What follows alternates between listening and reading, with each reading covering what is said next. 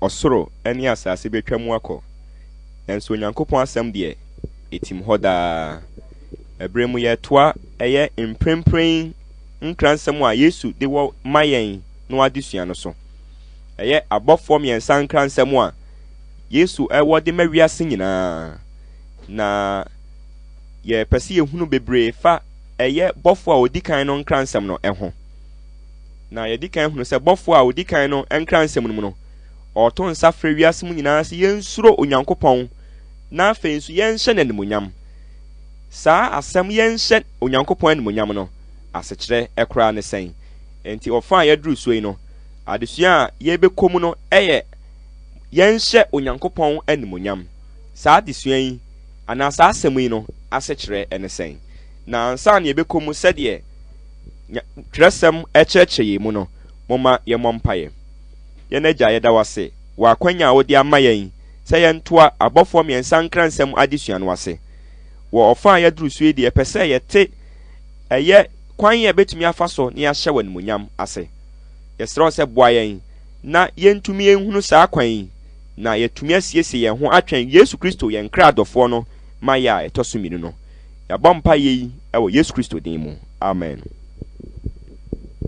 Dɔfo me gidi sɛ wasiesie wo ho sɛ wone memienu benya kyɛfa ɛwɔ saa adesua yi mu na aboa yen ama yetumi ahunu kwan a yebetumi ahye Onyankopon animuonyam abɔfo miensa nkransɛm sɛ de yehunu no ɛyɛ nsɛm a ebedi Yesu Kristo ma ya etosuminu no anim ɛyɛ nsɛm a ɛyɛ owuo ne nkwantem asɛm sɛ wopɔ nsɛm no a ɛyɛ owuo na da hɔ ma wo bra wo de nsɛm no yɛ adwuma no ana de nsɛm no sie wakoma mu no ɛyɛ nkwa ɛna wɔ hɔ ma wo na me nuanom ebehia sɛ me numie no bɛte nsɛm no ase yie paa ɛbra ɛyɛ yakoma so ade ase pɛse yɛ kɔnkwa mu yi etwase yɛ te ase na ofan yi mu yi de ɛyɛ de Yesu afa kwan a yɛbɛfa so ahyɛ Onyankopon animuonyam na onyame animuonyam koraa ɛyɛ ne deɛn Onyankopon animuonyam ɛyɛ ne deɛn koraa na ansa na yɛbɛkɔ twerɛsɛm mu na yɛapɛnsɛmpɛnsɛmu ahunu Onyankopon animuonyam sɛdeɛ ɔde gyina hɔ ɛma no moma yɛnka yɛ adwene biom ɛwɔ Revelation chapter 14 verse 6 and 7 no sɛdeɛ bɔfo odi kan no asɛm no ɔde ɛma yɛn ɔse na mehunu ɔbɔfo foforo a otunam soro mfimfini a okura da asɛmpa bi rekɔka kyerɛ wɔn a wɔte asase soɔ ne aman ne musuakuo ne kasa ne nkrɔfo nyinaa na ɔde ne kɛse tia mu sɛ munsuro Onyankopon na monhyɛ no animuonyam efiri sɛ n'atemmuo dɔn adu na monkoto deɛ wɔyɛ ɔsoro ɛne asase ɛne ɛpo ɛne asutire no enti bɔfo a odi kan no ɛto nsa frɛ yɛn sɛ yɛnsuro Onyankopon na ɛno na adesua a ɛfa yɛnsuro Onyankopon yɛsua sɛ yɛwusuro Onyankopon ɛne sɛ ubedi Onyankopon emra nsɛm no so yehunu sɛ yɛn yɛ fam de yɛntumi ne nyame emra nsɛm no so yehia onyame hohon kronkron ahoɔden tumi no anuanom awie bremu no sɛ yɛbɛtumi adi nkunim sɛ onyame ma sɛ onyame ahotewfo a yehia Onyankopon hohon kronkron tumi no ɔno ɛna ne yɛn te saa mmerɛ mu na sɛ yɛma kwan a hohon kronkron no bɛtena yakoma mu na ɔbɛboa yɛn am yɛtumi asuro Onyankopon bra ɔma yɛ ahoɔden tumi ɛne nyansa ama yɛtumi adi nyame mmra nsɛm du no nyinaa so a yɛntietia mu baako koraa so na me nuanom bɔfo odi kan no asɛm no mu no ɔsan to nsa frɛ sɛ yɛnhyɛ Onyame animuonyam ɛdeɛn ne Onyankopon animuonyam koraa moma yɛnhwɛ ɛyɛ Exodus chapter 33 verse 17 to 19 Mose ngoma ɛtɔ so mienu eti ɛyɛ de asamiɛnsa yi mu a ɛyɛ dunson kɔpem dunkro no kitahudie bi ɛkɔɔ so Moses ɛne Onyankopon ntam no ɛboa yɛ ma yɛhunu de Onyankopon animuonyam no egyina hɔ ɛde ma ɛbrɛ bi Moses ɛsrɛ Onyankopon sɛ ɔma ne nhunu n'animuonyam no moma yɛhwɛ sɛ de ɛtwerɛ kronkron di ho adanse ɛfa ɔse na Awurade ka kyerɛ Moses sɛ asɛm a waka yi nso mɛyɔ efiri sɛ wanya m'anim adom na mede wudin miniwo verse 18 ɔse na ɔse ɛneɛ ma menhunu w'animuonyam ti bra onyame ka kire Moses se wanya manimu adom no ana Moses ka kire onyame se ene saade a ma me nso me hunu wani monyam. Verse 19 wose na wose memma me papa nyina sene wanimu na mapai Awurade din wanim na medom de medom no na mihunu de mihunu no mobo. Enti onyame ka kire eye Moses se kwan ya obefa so wada nanim onyam adi ne se obemma ne papa nyina sene nanimu na ono asa be pai mu aka ne din. Eno nti moma yenhye ne nso ahai se onyankopon anim onyam eye ono ankasa ne din. Onyankopon anim onyam esane eye ne papa a oye se obemma no asene ewo Moses anim no. Na me nuanom moma yemmra Exodus chapter 34 verses 5 to 7 no. Said ye onyame eda ne ho adi na obesene fa Moses anim no nye esi ya ankasa. Moses ngoma etosumi no eti aye diasa enan ye hwen yi mu aye enum no kopem enso no. O se na Awurade na mununkum sane na one no begina ho na opai Awurade din na Awurade betwam nanim na opai se Awurade Nyankopɔn moburuhunufo ne odomfo de na bodwo kyere na nadoye ne nokore dɔɔso pii de okura adoye ma mpempem na ɔde amumuyo ne mrato ne bɔne firi na bem na ɔma ɔbɔnefo enie otua agyanom amumuyo so kafa mma ne mama so kosi awonto atoaso miensa ene enan so. Mini anoma yenhye nunsiye pa o onyame ka se obepai ne din atre Moses ya unu se onyame din nanim onyam na ebra o pai ne din no nya o kan ne se oye mobrohunufo oye odomfo owa abodwochere owa adoye na nokura hyenema na o de bone eche nanso o made oye bone emfa ne ho totroto. Sa wo hwemu ye pa onyame din a wo se wo pai mu ka nyina no ne suban. Anu nti se ye hwe nsam no mu ye pa onyame kwan ofa so se obeda ne nanim onyam adi ne se obepai ne din. Ni din a wo pai a o ka ne suban. Ene na ase kire ne se onyame suban eda nanim onyam edi. Ananso ne se onyame anim onyam ne suban. Anu nti se obofo a odikan ewa disem etidu nan ho to nsafra yen se yen hye onyankopon anim onyam a ene ne wo twen adwena besi onyankopon suban a etwa se edadi ewa menomienu asetena mu ho. Na menuanom se wo hwe Yesu Kristo asetena ene na braba a obeda ewa asase so a eye de ode hye onyame anim onyam eye de ode da onyame anim onyam no edi. Man hwe John chapter 17 verse 4 no said onyame asem ede mayen ewo ho. Yohani tidunso no yimu aye enan no radia asem ne se na medie ma hyewo animonyam asase so mawie adwuma wode maame se menyo no. Yesu Kristo ehunu se wa hye agya no animonyam asase so kwan ben so o se adwuma agya no de ma no se wonyo no wa ye no se de etie pote. Menuanom kwan ya Kristo Yesu fa so hye agya no animonyam eye se o ma agya no suban dadi wa asase so se wo ye odo se wo ye mobrohunfo se wo ye odomfo se de Exodus chapter 34 verse 6 and 7 no twen ya dwene kosi nyame suban a ono akafa ne ho no. Yesu asetena Yesu abrabo Yesu dwumadi a obedi no asase so no eyi saa suban yi nyina edi saa kwan so. Menuanom ene menu adofonom se wo hwemu ye pa Yesu Kristo dwumadi mu no ewo ye nipa nkwaje ho no wajan hweso bia ma yen se etwasa me no mienu nso hye wo nyame animonyam ebra ye ma ne suban adadi ewo ya brabo mu eho na Awurade Yesu humi ne omienu se ye wiase ehan. Matthew chapter 5 verse 14 no kopim 16 no. Awurade Yesu se muni wiase han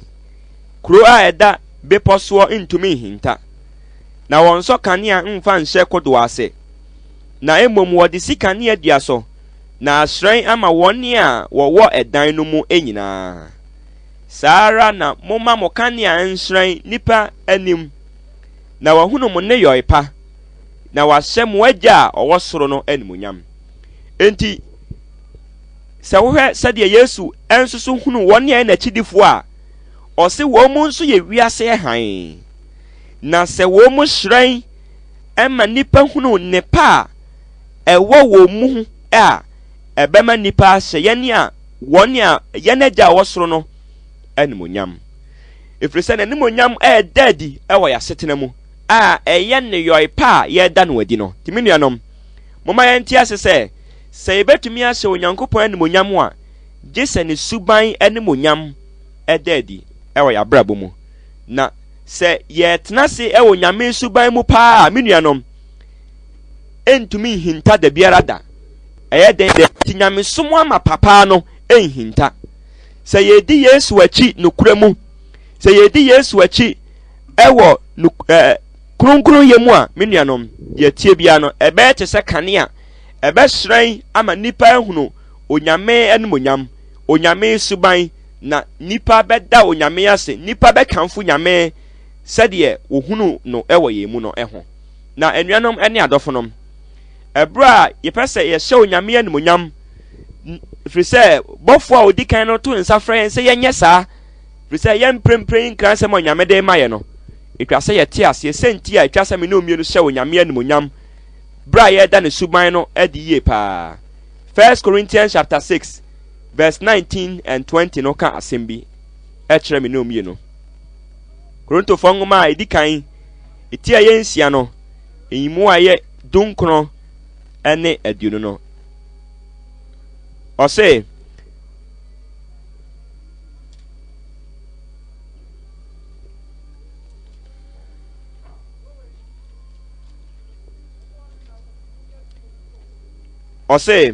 anase munim sɛ munipadua yɛ hon kronkron a omumu a munya free Nyankopɔn hɔ no asɔredan na monne mo ho na wɔtɔɔ mo aboɔden enti monhyɛ Nyankopɔn animunyam munipadua mu enti wɔda senti binti a etwa sɛ me no mienu ɛyɛ yɛ nyina soɔ na ɛma yɛ hyɛ Onyankopɔn animunyam inipadua mu edi kan wɔ sɛ minno mienu enne yɛn ho adentia wɔ se yɛyɛ Onyankopɔn honhom kronkron a ɔyɛ mu no asɔredan yɛyɛ Onyame honhom kronkron asɔredan ɛno nti yɛne yɛn ho saa de yi ɛyɛ ade edi kan yɛ twa sɛ ɛma yɛhunu hia sɛ yɛhyɛ Onyankopɔn animunyam de ɛtɔ so mienu verse 20 no nso twe adwene kɔ so sɛ wɔtɔ yɛn aboɔden me nuanom yɛboɔ ɛyɛ Yesu Kristo mogya a wohwie gu yɛ ɛde maaye no na wɔsenam sɛ wɔtɔɔ yɛ aboɔden enti no yɛnhyɛ Onyankopɔn animunyam ɛwɔ yɛ nipadua emu yɛyɛ Onyame dia ne mprenu soɔ ɛne sɛn ɔno na edi kan wɔbɔɔ yɛn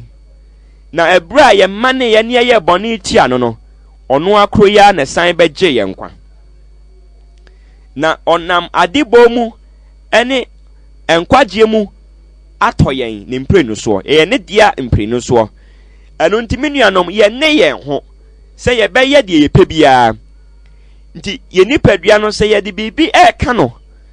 sɛ yɛde biribi kɔ nipadua no mu sɛ yɛde biribi yɛ nipadua no ho a moma yɛmmu sɛ yɛn ho sɛ so ɛhyɛ Onyankopɔn animunyam anaa so ɛyɛ Onyame kwan so adeɛ sɛ yɛyɛ saa anaa ɛyɛ me bɔfoɔ no ɛne gyedeɛ sɛ me de saa adeɛ yi kɔ me nipadua mu anaa ɛno nti wɔ Korintofoɔ nwoma edi kan hɔ na ti edu kyekyɛmu a yɛ aduasa baako no Onyame nam Paul so ka ne pefee kyerɛ yɛn sɛ enti sɛ mudidi o munum o moyɔ biribiara o monyo ne nyinaa nhyɛ Onyankopɔn animunyam enti anuanom ene adofonom ebra yepese yetu anamon se yese onyame anumonyam no onyame hwehwe se yedidie mu o yanum o yenta de hyemu o kyese asetena mu abrabo bia mu no emma yese onyankopɔn anumonyam na kaibra bia se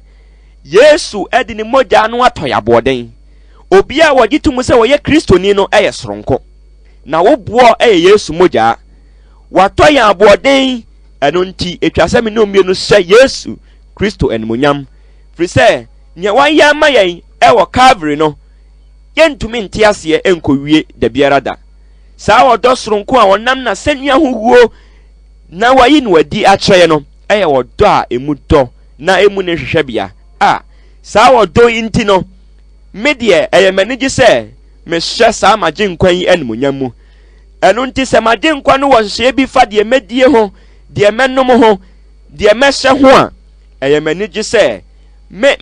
do magye nkwan no na medi nasem so se de ohwe se meye no anuanom ene adofonom onyame hwehwe se awie bremu no ni suban edade wo yemu ebra ye fa na kwankyera wo de ma ye fa ye didie ho yenom ho yenta de hyemu yade yo nyinaa mu na yede aye adwuma no momo obiara na adan se o unyade Yesu di abetimi atena se de ope bia da bi wo mu a nyame age wo no wo mu tena se ma ehye onyankopɔn adumonyam menuanom hunu se ye wo kwan bi wo ha ofa so tena ense nyame adumonyam ye wo kwan bi wo ha ofa so didi ofa so nom ofa so hyentade a ense onyankopɔn adumonyam eno nti ehia ma me no mienu se yeto ye boas ne yehwe kyerɛsɛm na se yenya hunu se kyerɛsɛm mu biribi kyerɛkyerɛ fa ye didie ho fa ye nom ho fa ye ntade hyem ho fa ye abrabɔ mu asetena mu biribi ho a yeto ho anamon aye saa kwan ne so fi se mpendodo aye no ema onyame suban dadi wo abrabɔ mu na eye de kyerɛ se ane ye hye onyankopɔn animonyam menuanom man hwe asɛm bi a ewo Kontor fong ma tosumienu timiensa chemu ayedu nwotwe no bread adesua no ebe wiye no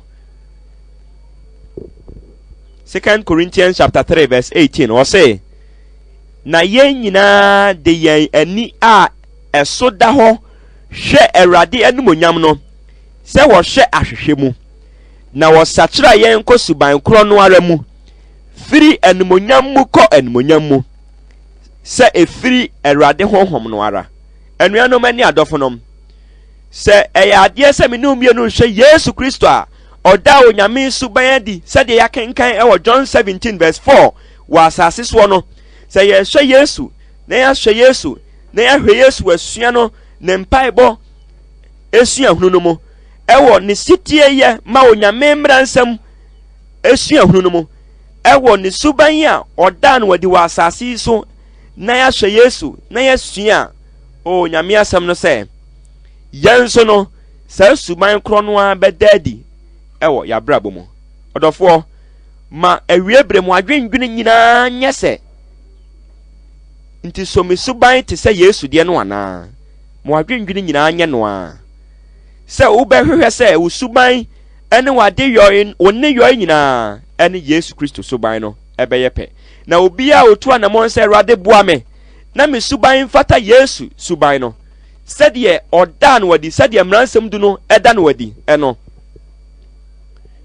saa onipa bi a obetu anamon sɛ Awurade mo no saa kwan so no onyini firi anumonyam mu kɔ anumonyam mu ɛbra ne suban daa ne daa bra ɔbɔ mpaye ɛbra ɔsua nyame asɛm no ɔhwɛ sɛ ɔde nsɛm no yɛ adwuma no saa nipa yi na onyini ɛwɔ Yesu adom no mu na onyini wɔ Yesu sudie mu na menuanom onyame honhom kronkron a oyɛ adwuma wɔ saa nipa no mu no ɛma saa anumonyam yi tumi ɛdadi ɛyɛ wɔn paibɔ sɛ Awurade mo a me no mie no awie bere mu na yɛntumi na nanimonyam no wadi ɛbra yɛma kwan na yɛma ne honhom kronkron akyerɛkyerɛ yɛn nasɛm bra yɛma kwan ne yɛyɛ mpaibɔfoɔ bra yɛma kwan ama onyame honhom kronkron na tena yɛ mu firi sɛ wɔ se yenipadua yi ɛyɛ hon kronkron na sɔre dan na yɛne yɛn ho na se yetumi ma kwan ma hon kronkron no tena yɛn mu ɛwɔ saa kwan no so dia ɛne menuanom yɛn so obetumi aboa yɛn ama Yesu suban kro no a wɔda no wadi de hyɛ agya no animuonyam no yɛn nso yɛbɛtumi ada no adi na yɛn nso yɛbɛyɛ ahwɛ yie ɛwɔ yɛdidie mu yɛnum mu yɛnantie mu yɛntaade hyɛ mu yɛbɛyɛ biribiara ɛde ahyɛ onyame animuonyam sɛ yɛwɔ mpaebɔ saa adɛn na wonka me ho na yɛmmɔ mpae agya kronkron yɛda wase asɛm a wode abrɛ yɛn agya yɛsrɛ wo boa yɛn na yɛntumi nhyɛ wo animuonyam ɛberɛ a yɛda wo suban kronkron no adie no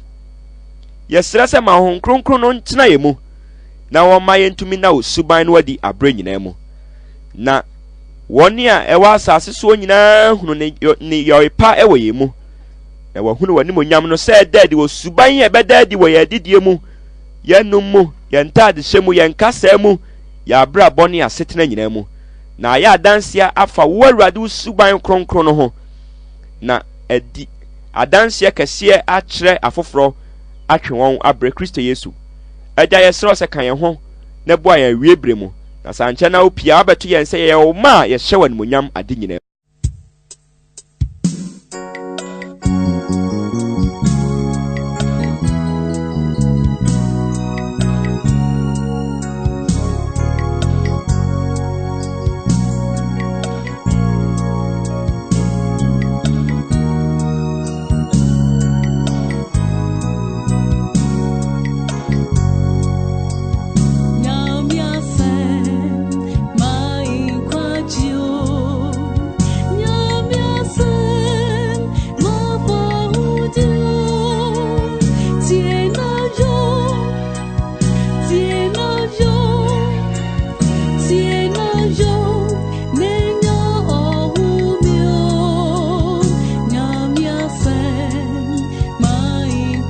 you